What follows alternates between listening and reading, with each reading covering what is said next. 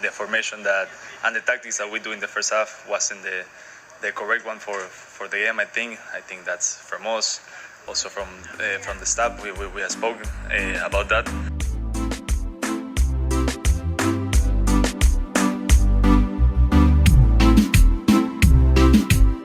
Inter Miami's unbeaten run is no more, following a largely punchless midweek performance that again illustrated just how defensive-minded the team is right now.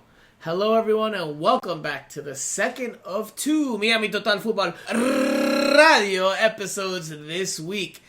Miami Total Football Radio, as we know it in English, is of course the Inter Miami focused podcast that has been listened to in more than 50 countries, where the beautiful game collides with passion and analysis, and where we provide you with all the latest team news, opinions, inside information, general punditry, and much more via a team of seasoned South Florida-based reporters. That team is once again down to two because this busy, challenging, grueling stretch of games here in May has caused a rotation. Just like Inter Miami on the field, we've had to rotate here in and out to keep the legs or the voices fresh. So if Jose Armando, aka Island Jose, joined me on the first episode of the week, that means, of course, that we have Andrea Yanez, a.k.a. Ajicita, on the second one, back again, and I'm sure ready to deliver the spicy, and hot takes. Andrea, how are you doing on this fine, calm Thursday evening? Hi, Franco. Nice to be back. Well, I'm doing good. I guess we are here to talk about Inter Miami, the not so good result. We're going to talk about it. We're going to analyze the game, and we are going to talk about the Sunshine Clasico. And if MLS comes and steals our name, we're going to put a copyright claim. That's right. Trademark. It's been copywritten and trademarked on Miami Total Futbol Radio. So, anyway, like you mentioned, we've got quite a bit to talk about. It's another short turnaround that, the team faces and that we face between recording this and dropping it before the next game. So, let's not waste a whole lot of time. Like you said, we'll recap, analyze, and discuss the 2-1 loss to Nashville SC. We will preview the Sunshine Clasico against Orlando City, the first meeting between these two sides here in 2023 between the two rivals. We will talk about the return of Fray. We will continue to talk about Phil Neville's tactics, and of course we will do the Q&A session and the final thoughts at the very end. So lots to discuss, not a whole lot of time in the grand scheme of things. So Andrea, listeners, let's get to it.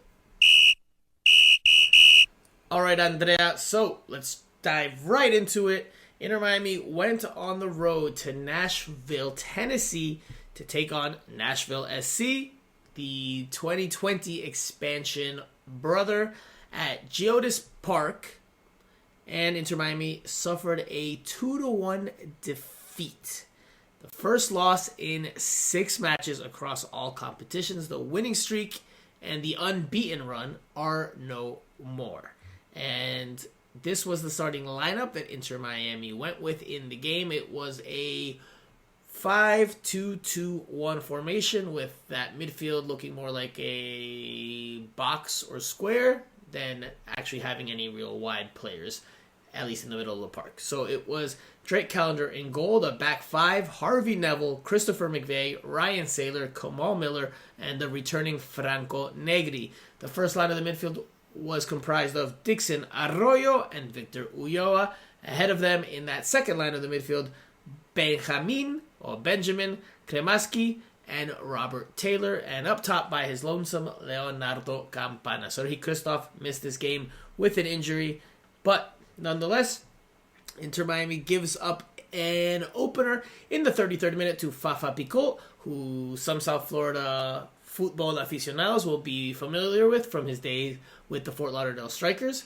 And then Lucas McNaughton scores in the 49th.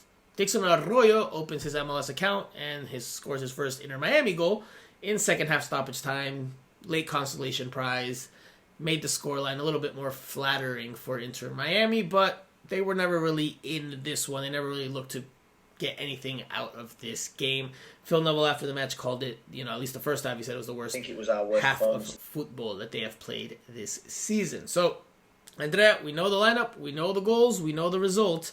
Inter Miami loses again for the first time in 6 matches across all competitions. Your biggest takeaways from the defeat? Well, it was a horrible first half. You love that word. I don't think I could say anything. It was horrendous. It was the worst I've seen a team in MLS in a long time. It was horrible. I don't know any other word. My vocabulary in English is not as rich as it is in Spanish, but so give us a Spanish word. This is a bilingual podcast. Give me the Spanish word. Fue basura, tremenda basura de primer tiempo. It was zero creativity, zero football, zero anything. Like, they were really lucky that Nashville didn't score more goals on them, and Nashville were superior 1,000 times. They looked like a team that was playing together and that was playing. It looked like a first division team against a third division team. To tell you the truth, it was that bad that first half. So it was a terrible performance. I of course will agree with you on that.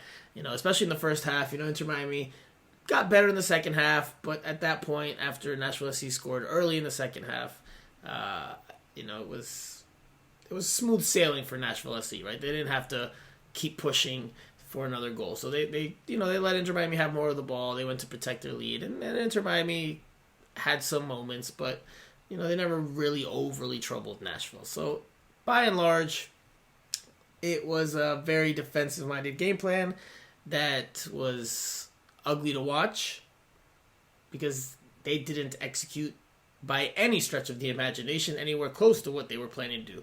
Whatever the game plan was to start, which had to do with what Phil Neville said after the game when I asked him, had to do with crowding the midfield and having an extra body in there. Yeah, it didn't work. It didn't pay off, and Inter Miami was outmatched and outplayed and outcoached for the 90 minutes.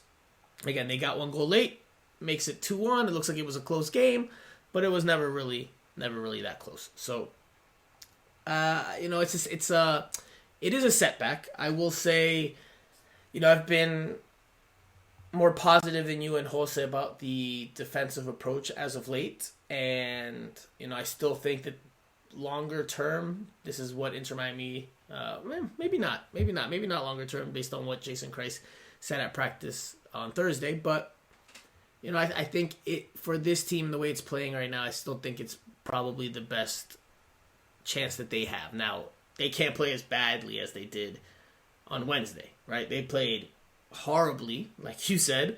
I didn't even think Leonardo Campana had a good game. I think he had probably one of his worst games in an Inter Miami jersey. Like, his touches, rewatching the game, his touches in the first 15 minutes, he lost the ball, I think, almost every single time he got the ball.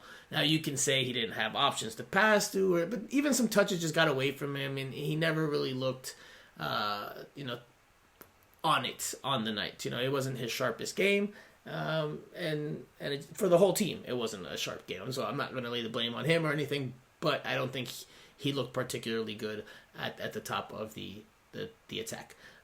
Now, that being said, he had to come down too much.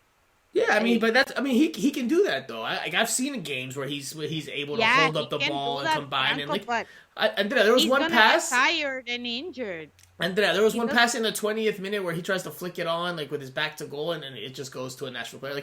And again, it's not on Campana. I'm not going to sit here and just only say Campana was playing poorly. Inter Miami as a whole played poorly. Again, the defensive tactics, well, it's not my preferred style of play. I don't mind them for this team, like I've said in recent podcasts. But Inter Miami with the ball from the start, they just lacked precision.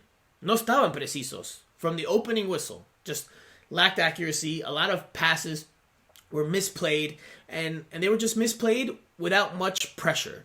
Like Victor Ulloa missing passes, Kamal Miller missing passes, Kamal Miller trying to dribble and then getting stripped of the ball. Inter Miami just in general, and maybe it was just like the dominoes fell and it just got contagious after one player kept messing up, the next player kept messing up. They didn't instill that confidence within one another in terms of connecting passes and playing well, because they just kept losing the ball over and over and over again. And Jason Christ, who spoke on Thursday rather than Phil Neville.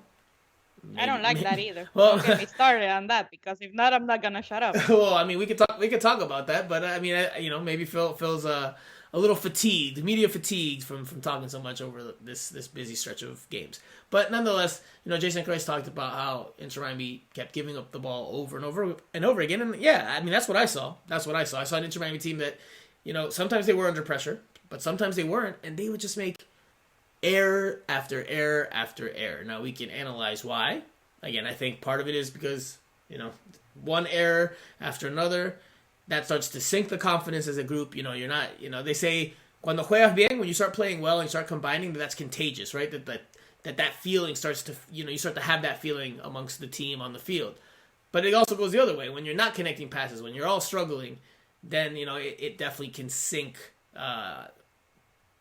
the overall morale of the team, especially when everyone's trying to feel like they have to do a little bit extra as opposed to letting things flow, right? Forcing it instead of letting it just happen naturally. Like, there was one play, and I think it's telling in the first half, where there's a clearance in the penalty area, in Inter Miami's penalty area. I'm trying to remember who it was.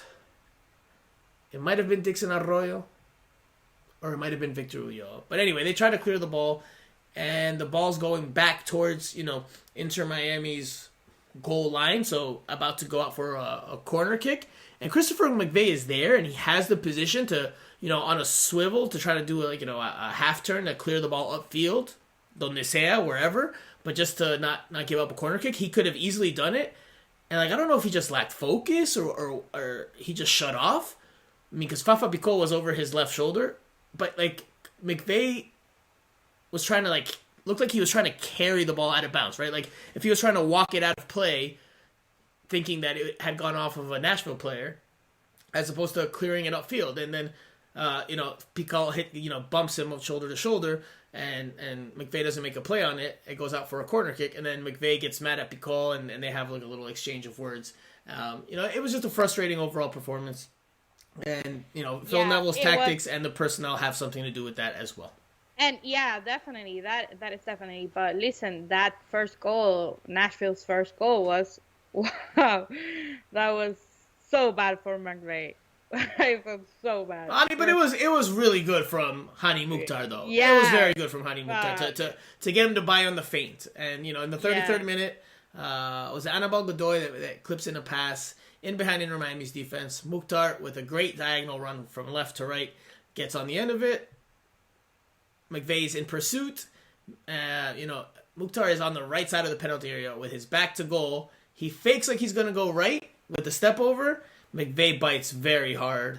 And then Mukhtar, with his quality, able to then turn to the left, girar, and then he picks out Fafa Picot in the penalty area for the low cross and finish. Harvey Neville left something to be desired there. On that cross, could have done better, could have reacted and anticipated better, but he reacted too slowly to the play. And that was the first goal that Inter Miami gave up, but it seemed inevitable, right? Because they didn't defend. You know what? And I want to hear your thoughts on this, but Inter Miami in that first half, and I tweeted this at the time, they finished with 0 shots in general.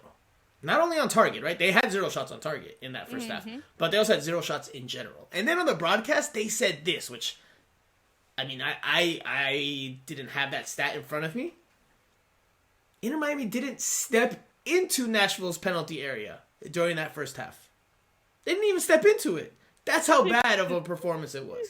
That's how bad it was. It was I told you, trash, basura. It was impresentable. Any word that you can use to describe that. It was just bad overall, and that's not only on the players but on the tactics, because yes, we can say a lot of new players came in, Harvey, Sailor, because Christoph is injured, and you had David Ruiz going to the World Cup.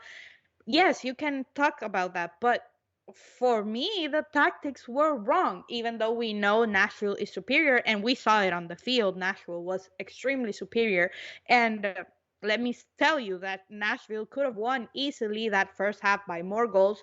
And even in the second half, if Bumburi had a better game, because he missed a lot of opportunities, and also Calendar is a good goalkeeper. But the tactics Inter Miami cannot, for me, this is what I meant. This is the point that I was telling you a couple of podcasts ago that this team was going to get to. Once this comes crumbling down, they don't have any more ideas. And by they, I mean the coaching staff, because they went to an extreme. After trying to attack, they went to the extreme to defend. And this game, they went to the to the infinite extreme, because this game plan against Nashville was really hard to see. The team, I mean, it was clear that they wanted to. Yeah, it was clear that they wanted to be defensive. Yeah, absolutely. When you take out DeAndre Yedlin and you bring in Harvey Neville, and when you take out Nicola Stefanelli, and then you have Victor Ulloa next to Dixon Arroyo. Yes, David Ruiz is out. I mean, clearly, you're looking to defend. Like, who are your creative players in that lineup that we just named? Campana's an attacker, okay? And he has to come down and he's a striker, right? So he doesn't really create. Robert Taylor, again, more of a dribbler. He can score, but not really a creative guy. The only other guy in there that I could say, maybe your opinion or listeners' opinions are different. The only other guy that I think can create on a consistent basis is Franco Negri, because of his crossing from deep and his ability to get forward. But even that was muted because he wasn't getting forward as much, because one, Inter Miami couldn't keep the ball. Yeah. And two, maybe tactically he was asked to defend a little bit more. So it was just a very defensive-minded game plan, and it backfired, right? Because they weren't solid enough at the back to get into the break at 0-0. And they weren't good enough with the ball to help take some of that pressure off of the defense. Because, look, they could have tried to defend like they have for other games, but when they have the ball, and I'm not saying they have to bombard forward and counterattack and look to hit immediately, but, string some passes together. Make the other team have to chase a little bit so that you're not just running around and getting yourself exhausted and frustrated. But they couldn't do it. Again, now, does Phil Neville deserve blame for players missing passes and lacking sharpness? I mean, to an extent, yes. But again, some of these passes that were misplayed just came about from players just not making the right pass or the right weight on the pass. And maybe they didn't feel comfortable. Maybe in that formation with the personnel, they didn't feel comfortable. That's a possible explanation. That is what I was going to say. This back five worked because you had the likes of Sergi Christoph and Kamal Miller, who are solid enough to carry it. Without both of them, a back five is not the answer for Inter Miami, because Ryan Saylor and Christopher McVeigh are not that high of a quality as Sergi Christoph and as Kamal Miller. And that is a fact. So when you have a back five and you are missing either, right now that you brought Miller and he's been very good for the team, and you're missing Christoph because he's injured, you have to be creative with a solution. And this back five with Saylor and McVeigh, and you add to that mix Harvey Neville, who is inexperienced also as a professional player, it will not work. Too many inexperienced players to make that back five work. And then the players that you put in front of them, you put Victor Ulloa and Dixon Arroyo, who are not going to create any type of game. So when you have Christoph, or you have Kamal Miller, and you have Yedlin by one side, and you have Nady on the other side, and you have that extra, you have McVeigh being the extra center back, then Kamal Miller and Sergi Christoph can come and play the ball out like they had been doing when they played New England Revolution or the games before. But without them, Kamal Miller tried to get the ball, and then he lost it, and the ball out, and then he lost it, and the team was caught up off guard. So this back five doesn't work if you don't have the personnel, and that personnel is Christoph, who is the key piece for this back five to work. for me. I listen. I'll just reiterate that I think that the defensive approach in general for where Inter Miami is right now is not a bad one, but I think they went, like you said, to the extreme.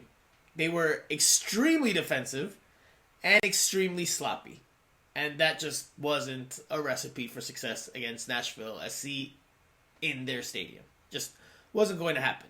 Wasn't going to happen. Like, you need some type of balance, and I think taking out Yedlin and putting in Harvey Neville, yes, that maybe prioritizes the defense, but it takes away from your attack that already doesn't have a whole lot. Like, look at the profiles of the players that we named in that starting lineup, right? Just, listeners, just think about it. Andrea, here, think about it. Like, las características de esos jugadores, again, the profiles of those players, there's not a whole lot of attack there. Like, Benjamin Kamaski is a good prospect. Yeah. But I think, based on what I've seen so far, he's more of a hard worker and a guy that can connect and pass the ball and move the ball. But he's not going to create a whole lot for you consistently. Exactly. Like, does he have the vision? Like, I haven't seen him, put a line-splitting pass yet. And it's early days, but I haven't seen even a moment or an attempt at that. So, like, it's not going to be him. Robert Taylor, again, we've seen enough of. He's a dribbler, and he can score some goals, but not necessarily someone that's going to pass. So, clearly Phil Neville and his coaching staff were focused on hard work, staying compact and organized, and trying to get forward when they could, but it was just too defensive-minded, in my opinion. Too defensive-minded.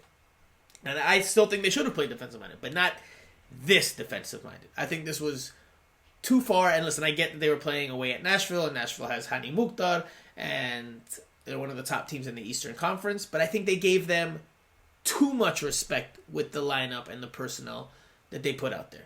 Like, I think it was just overdone, right? It would be like the other way around, right? Like, if you went very attack-minded at the expense of your defense, where you leave your back line exposed, right? Like, maybe you create a whole lot of chances, but you're leaving all this space in behind, and you lost 4-2 or 4-3. Like, they didn't have enough balance in terms of the lineup, in my opinion, and I think that is one of the reasons why, amongst the other ones that we've discussed, why the team struggled in that first half. Now, they did get better in the second half. Victor Ulloa came off at the halftime interval. Joseph Martinez came on. I was curious to see how Inter Miami would approach things with Campana and Joseph on the field at the same time, and the game only 1-0. But, again, Lucas McNaughton scores 4 minutes after the break, so Nashville SC takes a 2-0 lead, and then an uphill climb became a mountain climb for Inter Miami. So from that point forward, really hard to analyze the game just from a regular standpoint, because at that point Nashville, again, taking their foot off the pedal a little bit, letting Inter Miami have the ball. Inter Miami threatened, but never really looked overly like scoring. A couple shots here, a couple shots there. They were pretty much straight at Joe Willis, Nashville SC's goalkeeper. And in the end, Inter Miami finishes with 11 shots, 4 on target, 44% possession. In the first half, I think it was at one point it was like 28% possession for Inter Miami. So again, not a game to remember if you're a fan of La Rosa Negra. I think it was our worst performance. So anything you want to add about the second half, or is it just again a byproduct of Nashville SC just protecting its lead? Yeah, I think it was a byproduct. Even in the first minutes of the second half, they still had opportunities with Bumburi and the misses that he had, and some couple of calendar saves. Right. But listen, Inter Miami, when Nashville took out Fafa, took out Aníbal Godoy, the game changed. They took off Bumburi also. The game changed. Inter Miami should have taken advantage of that, but they didn't. And that is because it is very difficult on the road once you start losing 2-0 and you have a defensive mentality to go and get a result. So that's basically it. And the goal is positive for Dixon Arroyo. It's a rebound, but he got it in. It's positive for him to get his first goal. And Phil saying after the game when I asked about the goal that it came off of a corner kick, a bit flattering remark there for himself and his coaching staff, because there's no assist on that goal. Well, knowing in MLS they're gonna secondary assist the No, no, Nashville no. players. I made sure. I I double checked to make sure there was no assist given before I did my write up for Miami Total Football's Substack, and there was no assist. Yeah. But I like your joke that MLS, knowing MLS, they might give it to a Nashville SC player just to pad the stats.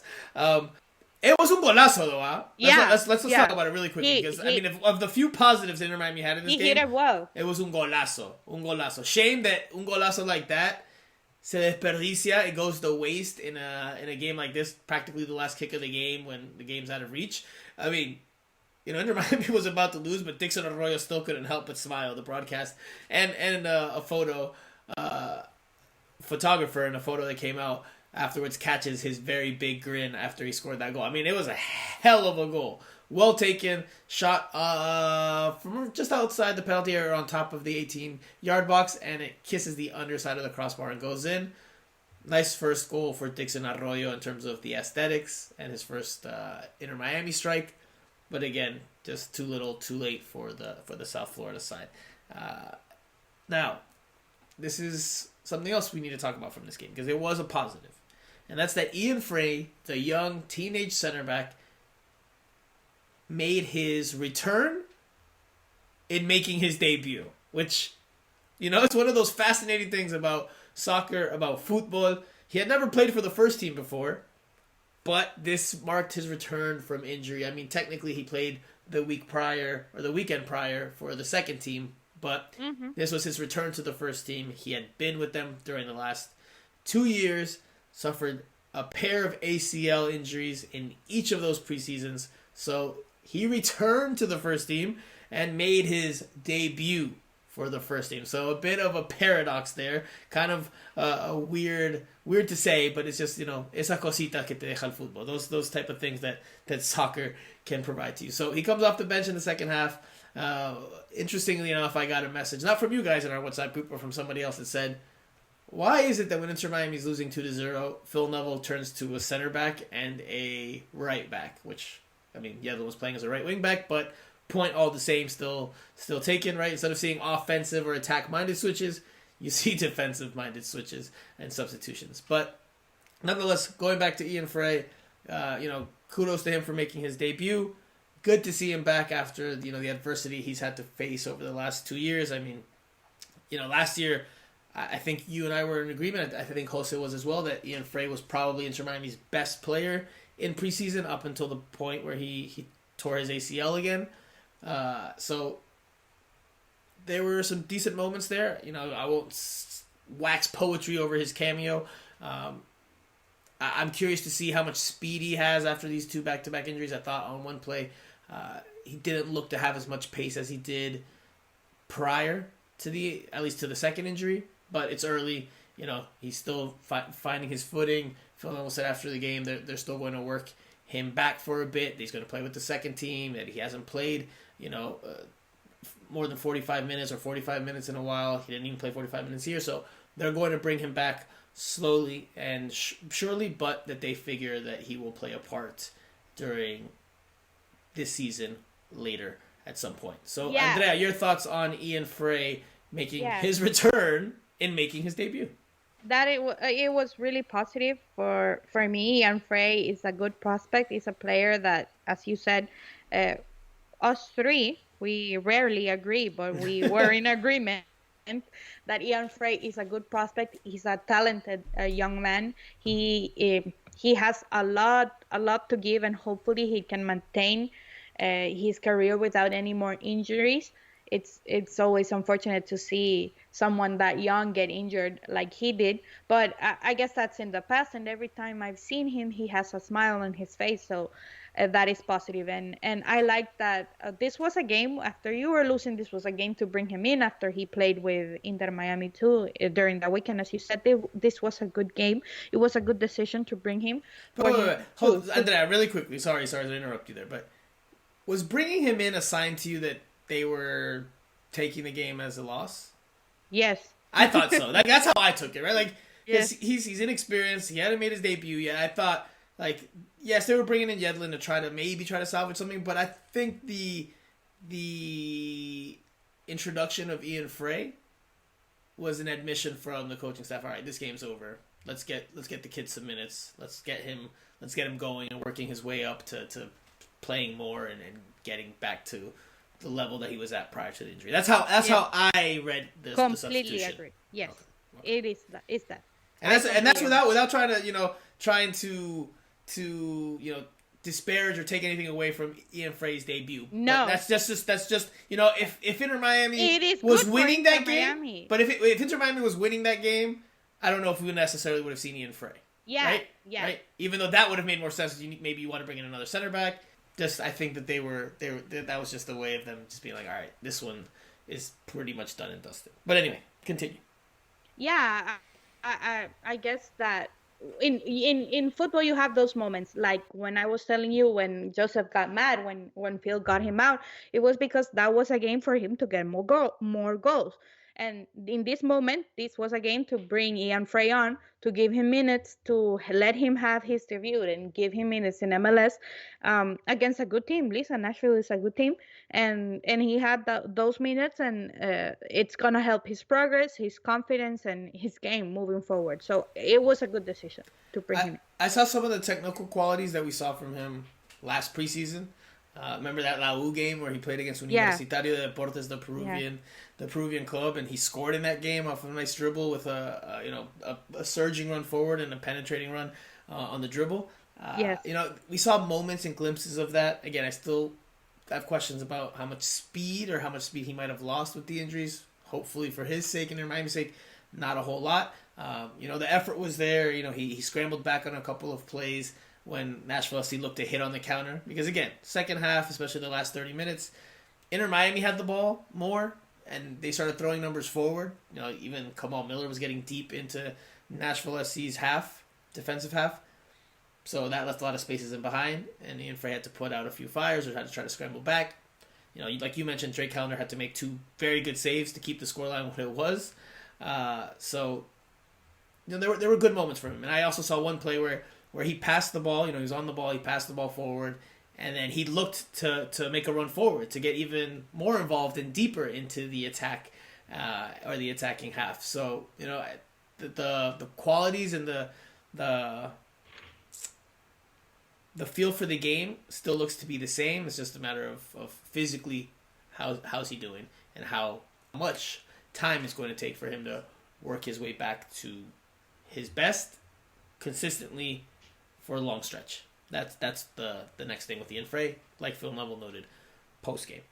But, again, Fray was just one positive in a overall largely disappointing showing. I didn't actually get to say what I thought my key to the game was on the last pod with Jose. Jose said his, but I didn't get to say mine. I forgot mine. Mine was to keep Hani Mukhtar from making an impact. And if they did that, I thought they had a chance, but with their performance and with how well Hani Mukhtar played, that wasn't to be. And Inter Miami, again, suffers its 7th loss of the season. The defeat dropped Inter Miami to 5 wins, 0 draws, and 7 losses in the Eastern Conference. Team is now down to 11th after being in 6th prior to that midweek match. Now, Andrea, before we move on to the Sunshine Clasico against Orlando City this weekend, which should be a doozy, let's quickly talk about some other news that happened earlier this week, and that is that the MLS Players Association, the MLSPA, released the salaries for 2023, or the first edition of the salaries for 2023. So, Inter Miami, of course, the full team, they had their base salaries published and unveiled to the public. Now, listen, I've talked to enough players to know that these numbers are not 100% accurate, right? There's different bonuses and all different types of things, but we can just go off of the base salaries to have an idea of who earns what and analyze it in that manner. Andrea, what is the biggest thing that stood out to you from looking at Inter Miami's initial 2023 roster salary for these players? Oh, well, the first thought that I had is, wow, I can't believe Leandro Gonzalez Pires is still earning $1 million. But the second thought was like, wow, these it surprised me, some of the numbers that I saw. What mostly surprised you? It surprised me how much Campana makes. I understand that here it works like it does in the NBA and MLB, NFL, that players get their salaries divided by the year in their contracts, and I guess he's going to make more in a couple of years. But it surprised me that his salary was only, and I'm gonna say this, and I'm gonna feel very poor because I wish I made $500,000 in a year, but I'm poor, so I don't think any member of the I won't say any because there's some TV people out there, but I don't think anyone that's not a TV person that covers MLS is making $500,000. exactly. And Campana is making just $500,000. That surprised me. And it surprised me also how much they bettered Drake Calendar's contract, because he made a lot less, and now he's making his base salary is $300,000. So that was a big up in his contract. That surprised me a lot. And of course, everyone was surprised about how much they are paying Joseph Martinez. Well, And I guess Atlanta Inter is Miami, paying yes. some of that. Yes. We know. And Inter Miami is paying the other, but it's still $4 million. He's the highest paid in the team, even more than Pizarro. Correct. Although, again, just to be clear, based on everything we know and what this is inside information, is that Atlanta is paying for a portion of that Joseph Martinez salary. So Inter Miami is not paying or forking over a good portion of it. So that is taken into consideration. But yes, based off of just the sheer number, based off the sheer salary, Joseph Martinez at $4 million is the highest paid Inter Miami player right now. The second highest paid player is your boy, tu Pizarro, Rodolfo Pizarro, Yes. making $3 million, a little bit over $3 million and change, which seems like a pretty hefty salary for someone who's not. I mean, he's injured now, but he wasn't even starting regularly before the injury. So. Yeah, me, if I was the owner writing's in the of book. Inter Miami, yeah, of course they didn't want him, but for me, even though if Phil didn't want him, for me, if I was an owner and I was paying a player $3 million, man, that player would play every game. No.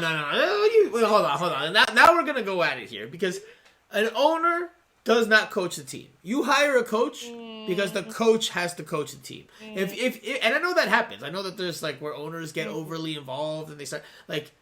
But if that day ever comes, Especially American owners, don't you see what happened at Chelsea? The man spent all his money buying players, almost, I don't know, $1 billion. hey, listen, if you want to invest the money, then as an owner, that's perfectly fine. But that's why you have people that you've hired to do the jobs underneath you. Like if Inter Miami gets to the point where the owners are picking or influencing the decisions of who should play in a game, then that's the day that Inter Miami is in trouble. Because there's a reason why owners are the owners, sporting directors are the sporting directors, and coaches are the coaches. If an owner wants to influence that, then just make yourself the sporting director or the general manager and go about it that way. Look, Pizarro, I think his salary, like if it was unclear to anybody beforehand, I think these salaries make it very clear that there is next to no chance Rodolfo Pizarro comes back after this season. Yeah, I don't even think if he took 50% pay cut, if they offered him, or if he said I'll take 1.5 million, I still don't think they would bring him back. Like you'd have to take like such a hefty pay cut, which is just it's unforeseeable. It's just not something that you would expect to happen. I think this is the last season for Rodolfo Pizarro in the black and pink. Let's see, who else was a also you know who surprised me? Corentin John, who is very close to being a designated player. Corentin John, Coco is making $720,000 base salary. I did get a message from someone in the MLS world that was very surprised by that figure, and I jokingly told that person, yeah, maybe he's got Blaise Matuidi's agent. Maybe, as part of Blaise Matuidi's buyout, they were like, all right, well, you gotta bring this guy on board for a couple seasons and pay him a decent amount. Maybe, you never know. Stuff like that. Like, I mean, and that's just me, making a joke, and obviously I don't know if there's anything to that. That's just a completely random joke. So please don't take that as information and run off with that as being a rumor. But Stuff like that does happen though in the world of football. Like, that those little behind the scenes details that, are hard to connect, but they're there. It happens. Yes. But, surprised by him.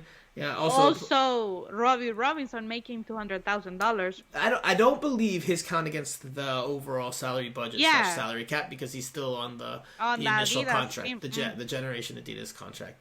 But for to tell you something, Franco Neri makes $225,000 and Robbie Robinson makes $200,000. So that just for me goes to show you how, even professional players in South America, like how little they can make unless they're at a very high level. Like Franco Negri's a good player. I think he's a very good player. Franco Negri is a good player, and for what they're paying him, he was a ganga. A ganga. What is a ganga for the English listeners? A bargain? A bargain, yes. Yeah, a bargain. Nicolas Stefanelli, 400,000. DeAndre Yedlin, 825,000. He's one of the higher earners. So Gene Mota, 750,000. Gregory, who is a DP, but there's other factors that go into there. But he was at base salary of 725,000. So there was some interesting. I guess the most interesting number was that created a lot of noise was Joseph, but we don't know officially. We cannot tell you what percentage Atlanta is paying and what percentage Inter Miami. I think I remember reading that Atlanta was paying a bulk of it. Yeah, Atlanta is paying one part, but we don't know exactly how much. I don't know exactly, yeah. I don't know exactly how much. Exactly how much. But Atlanta is helping them foot the bill, yes. It's because he had that contract. He was a designated player with them. Nick Marsman is probably going to be on his way out as well. He makes $474,996 according to the base salary. So that's a chunk of change for a backup goalkeeper. So imagine. You can get a cheaper backup goalkeeper. So I think Nick Marsman is probably in. Yeah. Yeah. Anything else of note? Ian Fray making $110,000. Good for the youngster. Whoever his agent is has did well for him because all the other young players when they sign deals, and especially for a center back, right? Yeah. Like all the other young players, they're in the 60 to 70 range. But Ian Fray from his initial contract on 110, not bad. Anyone else that really stands out or is worth mentioning? I guess Harvey Neville, coach's son. You got to talk about that. You can't ignore that. 67,360. That's about what the youngsters make. That might even be the league minimum. It might be if I'm not. Yeah, mistaken. I think it's the minimum. That is what Cremarchi is doing the same. I think, $77,000. 70. It's close to the minimum. Borgelin, Cremarchi are making that. Yeah. Borgelin has 67,360. Cremarchi as well. CJ Dos Santos, Cole Jensen, the rookie goalkeeper. So that seems like it's close to, if not the minimum. So interesting numbers. It's something to dissect. I know some people don't like the fact that the salaries are released. Some people do. I personally don't like that, to tell you the truth. Why? Because especially for Latino players in our countries. Here we go. The situation is not good, so these numbers should be private. Andrea, people know these guys are making a bunch of money, whether it's published or not. Yeah, but sometimes people think, someone is like, let's take Kyoto. He is in his last year of the salary. He stayed this year with his option. People think that he's making the same amount of money like he did last year, and he is not, because last year he won almost $1 million. This year he's winning much less, but people still think that he's making $1 million because in MLS people don't get that it works differently, and you get your money divided by the years in your contract. So sometimes you get more money, sometimes you get less money. It depends on the option and depends on what you work out. Exactly. So there's also appearance fees. Like if you do community appearances, you get like a certain extra, not a huge sum, I imagine, but you get something. Again, these base salaries are just these base salaries are just like a reference point. Mm-hmm. But one last player I'll talk about here, an Inter Miami player who most people might not even think is an Inter Miami player, and that's because he spends most of the time between the second team and the youth teams, and that's Felipe Valencia, who still doesn't really get around the first team, despite signing a contract years ago. He makes $85,444. Well, I mean, for a player that's not even close to the first team, seems a bit much.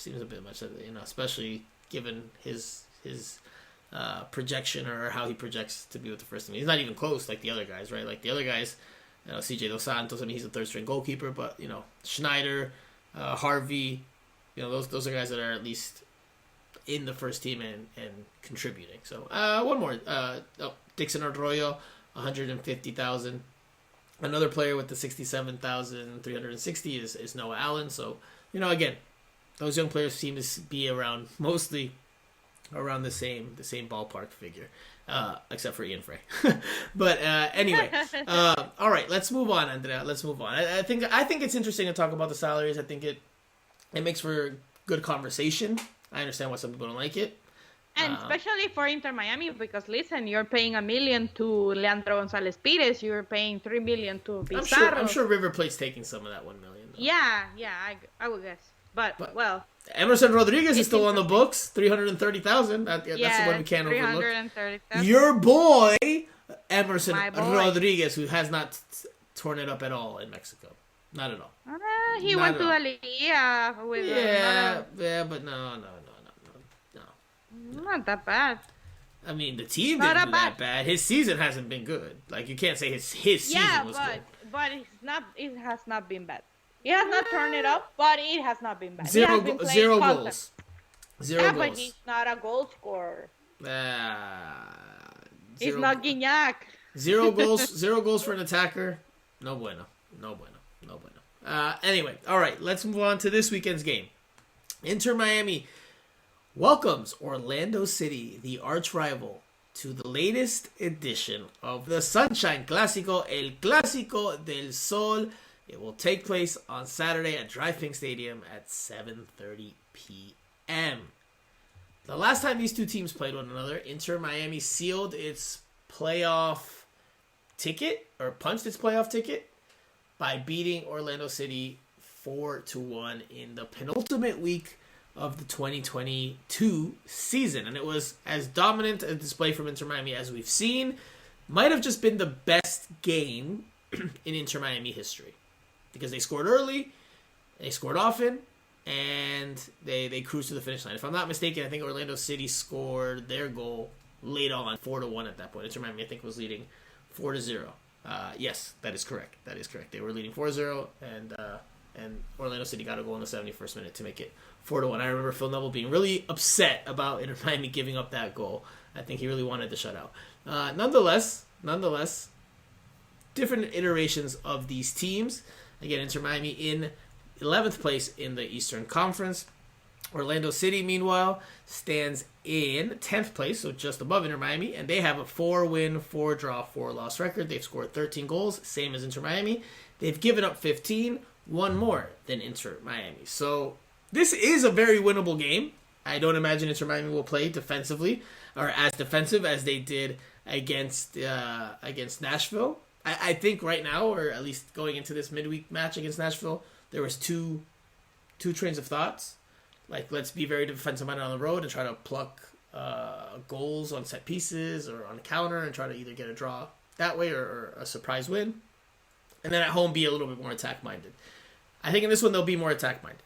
I think that you might see the back five, but I think the posture will be a little bit different.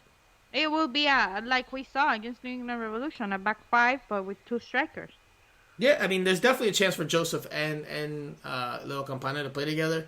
Jason Kreis on Thursday talked about needing to find ways to get them on the field together more often because they're I'm already bored with them saying that, man. Then do it.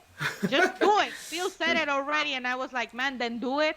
Do it. Not just only say it on your media availabilities because you think that is what people want to hear. I think we'll see it this weekend. Hopefully for me, I was not on the podcast, the first podcast in this week, but for me, those first 15 minutes against New England Revolution was the best that I've seen them in this season. I really like how the team played. and it could be a possibility for them to move forward playing like that with Campana and Joseph at the top and keeping his beloved back five. So hopefully we see something like that with Inter Miami against Orlando. As you said, Orlando is struggling also like Inter Miami. They have a better coach, I think, in Oscar Pareja. So they will be dangerous, but they are struggling too as Inter Miami, and it should be a winnable match for them at home. So in terms of the lineup, right? We both think back five, yes? Yes, back five. Okay. Now, I would say Andrea then comes back into that back five. Absolutely, right? Franco Negri starts on the left. You're going to have Kamal Miller there as the left center back. Ryan Saylor probably stays as a sweeper. Now, the right center back depends if Serhi Christoph is healthy enough to play or not. Mm-hmm. If he is, he starts. If not, it's going to be Christopher McVeigh again. And in goal, of course, Drake Calendar. Now, let's go to the part that's less clear. Midfield for Inter Miami, right? The attack we both think is going to be Joseph and Campana. So that gives you, what does that give us? 8 players out of the 11. So we've got to come up with 3 midfielders. Andrea, you go first. Who comprises the Inter Miami midfield on Saturday? I would play with Dixon Arroyo, Nicolas Stefanelli, and Corentin John. Okay, now who do you think actually plays? Because this is different questions, right? Who would you play and who do you think Phil Neville plays? Trying to get in the mind of Phil Neville. I think we're going to see Robert Taylor with Dixon Arroyo, and we're going to see either Corentin John or Stefanelli. I don't think there's any chance Kurumashi gets benched for this game. I just don't see it. I think Phil Neville really rates his hard work and the effort he puts in and the tackles he gets into. Again, maybe not the most polished on the ball at this point in his young career, but I think Phil Neville really, really rates the dirty work that he can put in. So I think we'll see Dixon Arroyo. I think we'll see Benjamin Kremaski. And I think Nicolas Stefanelli comes back in. I think that they need Stefanelli, not only because he can buzz about, but also because he gives them a little more creativity. Yeah, they need that. Mm-hmm. And they need that. So I think he comes back in. I think that is the starting lineup on Saturday if you're Inter Miami. Now, what is the key to the game, Andrea? What does Inter Miami have to do to win this match? No, but all of you score a goal, Andrea. But that's an see. Last week again, I didn't get to say it on the pod. We ran short on time, and then I just slipped my mind to mention it. I always like bringing up a key to the game. Hossa did, I didn't, and I could have said, oh yeah, defending well is the key to the game. But that's it's a really umbrella term and it's umbrella key. They need to score goals. It doesn't matter if Orlando scores. They need to score goals, multiple goals to win this game. Okay. I still think that's a bit vague. Does it have to be Campana? I think it could be a little more specific. Listen, for me, key to the game is be the protagonist. Have the ball, and when you attack, score, of course. But you need the ball to score. No, they can win without having the ball, like they did against New England. But I think in this one, against a team like Orlando, who's limping into this one, Orlando hasn't won a game across any competition since April 29th. So, entran lastimados, entran cojeando. They're coming into this game not in the best way. Hurting a little bit, reeling a little bit. So, I think Inter Miami needs to be the protagonist. Have the ball. When you have the ball, be productive in that possession. Make it count. But also use that possession to keep the Orlando City pressure off of you. Knock it around, tire them out, frustrate them. Don't let them get into a groove. I think if you can do that, if you can be the protagonist and be the ones that dictate the tempo with the ball, even if you're playing on a 5-man backline, and being smart about when to attack when you have it and when to use it to defend. You can defend by keeping the ball and not letting the other team have it. I think that is the key to the game for me.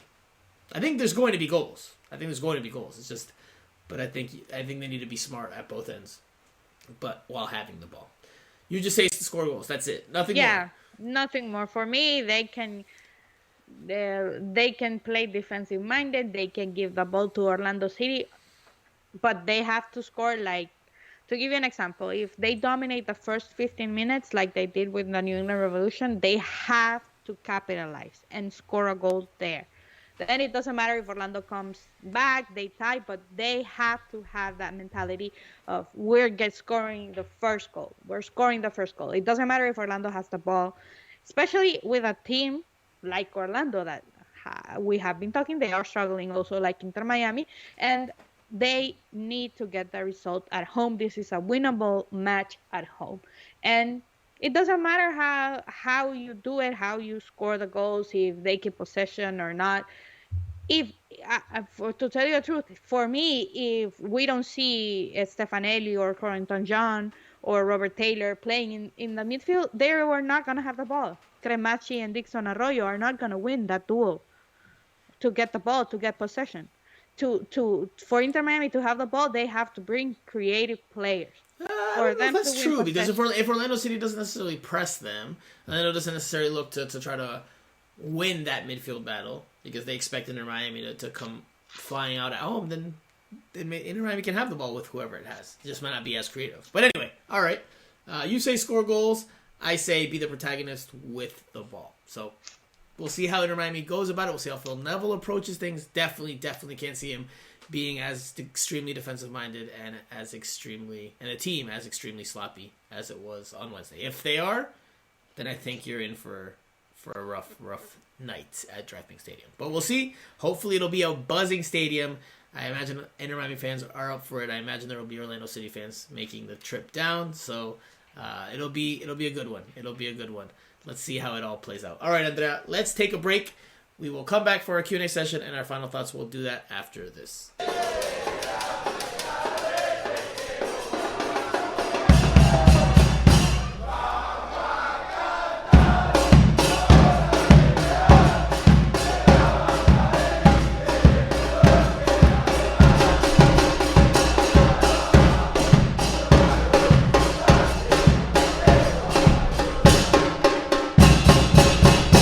Andrea, very quick Q&A session. We'll just do one because, again, it's a short turnaround between now and the weekend game. So we'll go for one. It's from Joseph E. Shout out to Joseph E. Joseph E. asks, thoughts on the league adding San Diego as the 30th team today? Andrea, your thoughts? Well, for me, to tell you the truth, it was a good idea, but I was really disappointed to see what Don Garber and MLS did to San Diego Loyal. The team that wanted to be part of MLS, that has the fan base, that has done the work in the community. And for them to say, no, you don't have the money to get in, we're not going to give you anything, goodbye, and we're bringing new investment, new stadium, new promises with politicians. It was really disappointing to Andrea, see, to tell you the truth. It's par for the course, though. Come on, man. No, because... It's par for the course, Andrea. Atlanta United... I've been covering NASL in USL Andrea, then you should know this. 10 years ago, and what MLS has done to them and to the teams, to the league, to Cosmos, to Fort Lauderdale Strikers, to Miami FC is a disgrace. And it's a disgrace what they're doing to the San Diego Loyal. It is what it is. I cannot tell you another. Listen, I'm not disagreeing. I'm not saying your opinion is wrong. I'm just saying it's par for the course. It's standard procedure. With MLS, it's standard procedure for the football landscape. I mean, Atlanta United came in, and the Atlanta Silverbacks, what happened to them? Right? You know, Inter Miami comes in, what happens to Miami FC?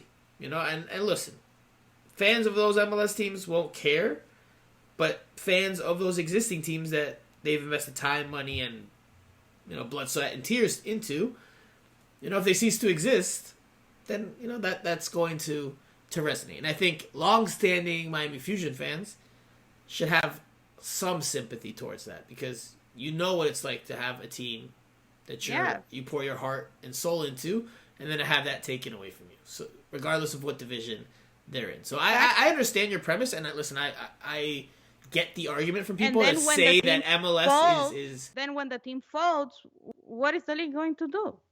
Then you have problems with team not filling up stadiums, with team having problems with other teams, and because it's a closed system, those teams survive. Some don't, like Chivas USA, and close. But that is a problem when you operate like that. So for me, I will not sit here and say, wow, positive and clap when they are doing those tactics that should be on the past.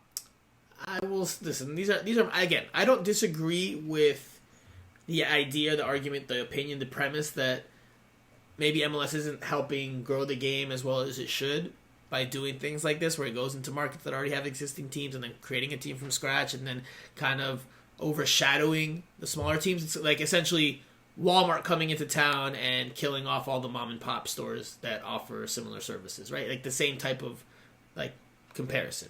So I get it that maybe this isn't the best way to grow the sport in this country.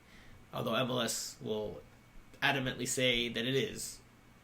Look, I think for the league, it shows that there's continued interest in expansion teams, right? We're up to 30 now. I could hear the argument that the league's too big in terms of sheer number of teams. Obviously, it's a very big country. You take into account Canada, which also has teams. So you're talking about a large area, 2 countries, so there's going to be a lot of teams. Now, I do think I'm definitely a pro-rel type of person. I think promotion relegation would be great for the sport. I think it would add different intensity and different element and different interest across the board. But nonetheless, it's for MLS purposes, it's a sign of the league being healthier than it was 15, 20 years ago. It continues to grow.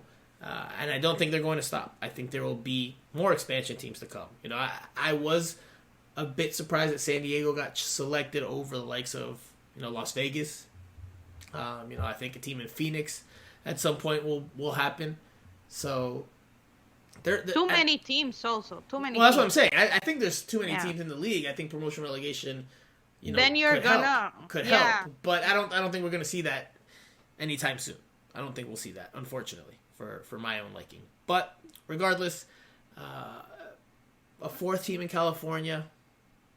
See how they go about things. It's one already died. Like I told you, Chivas USA disappeared. Yeah, but that was a terribly marketed team. Like it not only are you only appealing to like the Mexican audience in Southern Cal, you're only appealing to a specific Mexican fan in Southern Cal. Fans of Chivas. If you're a Club America fan, you're not going to support Chivas USA. You know what I'm saying? So like I think that was just a terribly I understand team also. and a terrible idea. From people that say that why California is getting another team, right?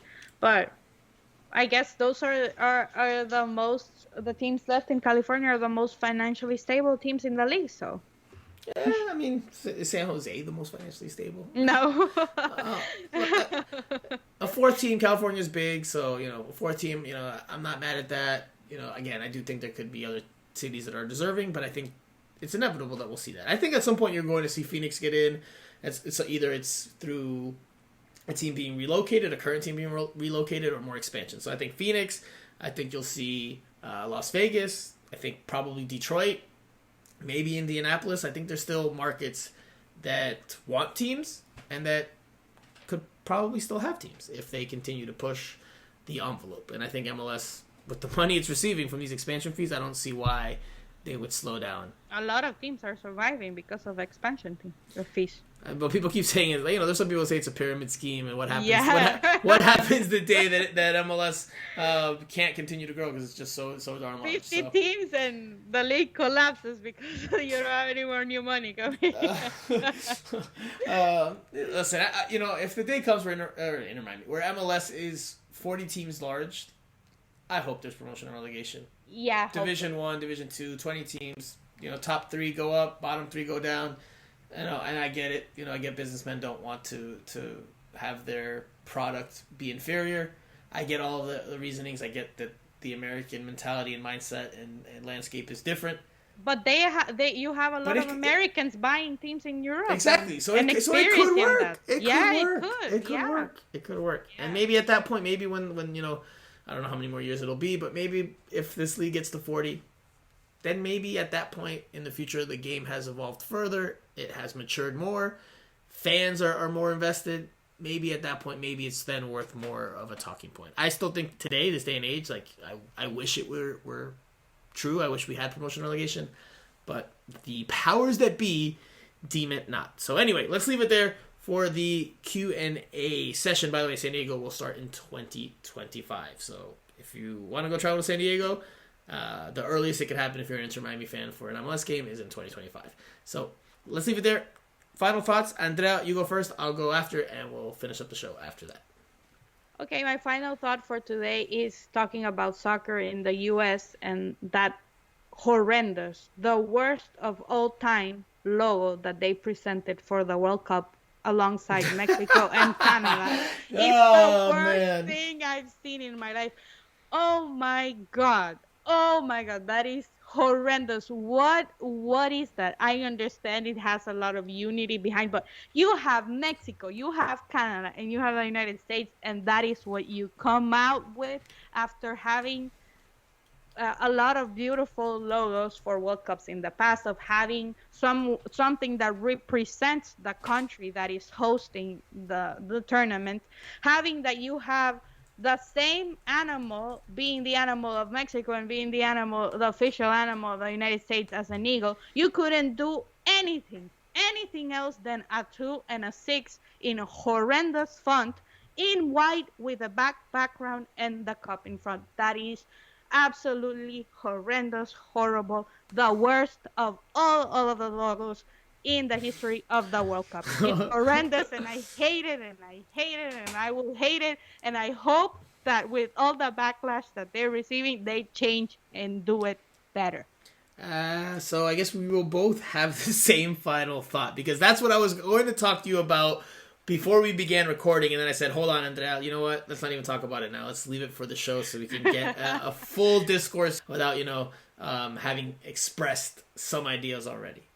So I am with you 100%. I think it is atrocious. I think it is bland. I think it is basic. I think it, Like what? What? Even Ronaldo, when they presented it, Ronaldo was like, what?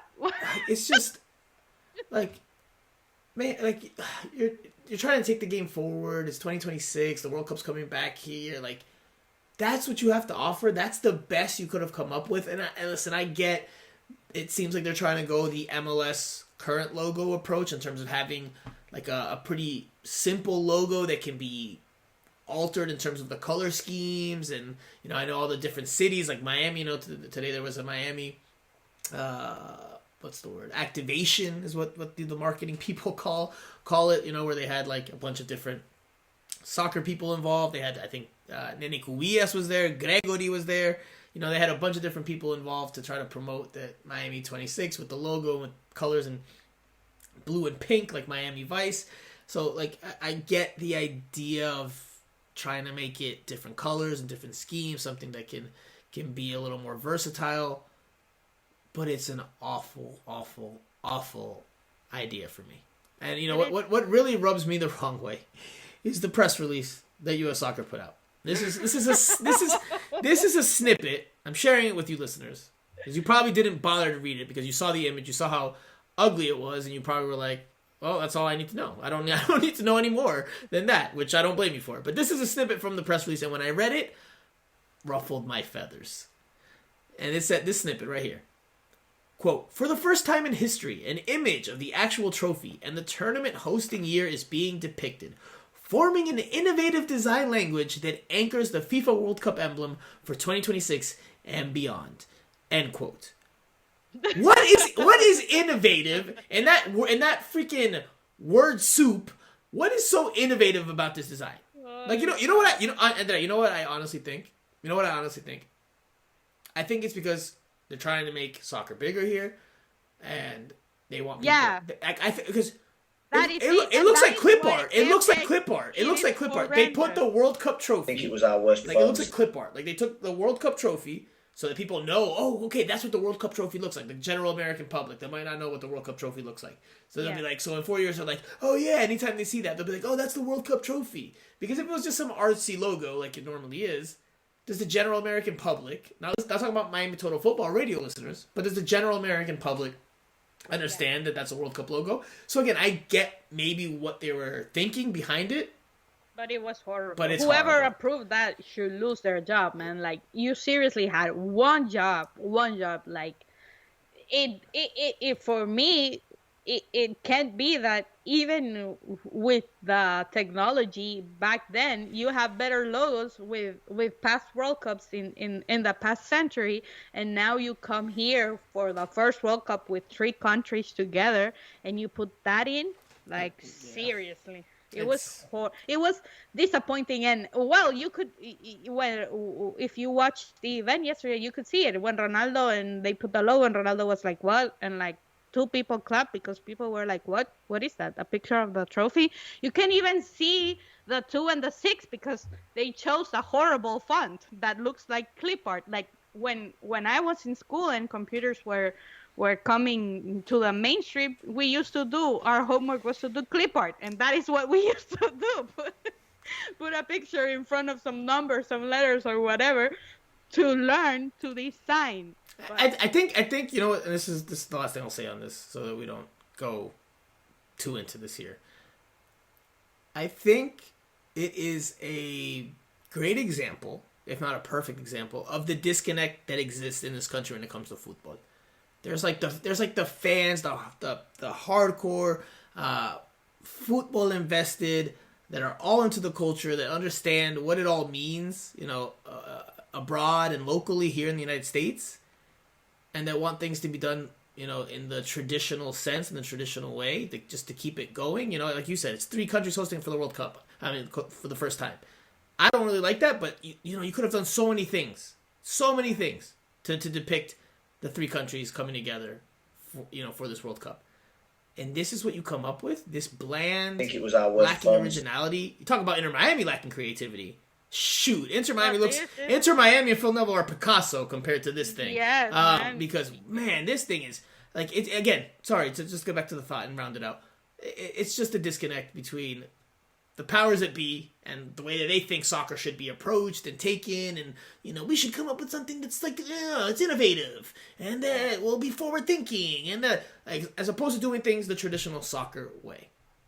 Yes, But- I cannot add any more because you said it how it is, and how the majority of people in the world are feeling today after watching that logo and that presentation and the reasoning behind it. I think this got as much negative backlash as Paul McDonough being announced as the general manager of USL or Yes. whatever. So, like, I mean, that should tell you enough. That should tell you Yeah. enough. But anyway, all right, we'll leave it there. Let us know your thoughts on the FIFA World Cup 2026 logo, please. But, all right, we'll be back next week, probably for only one show because the turnaround from Saturday to Tuesday is very, very short.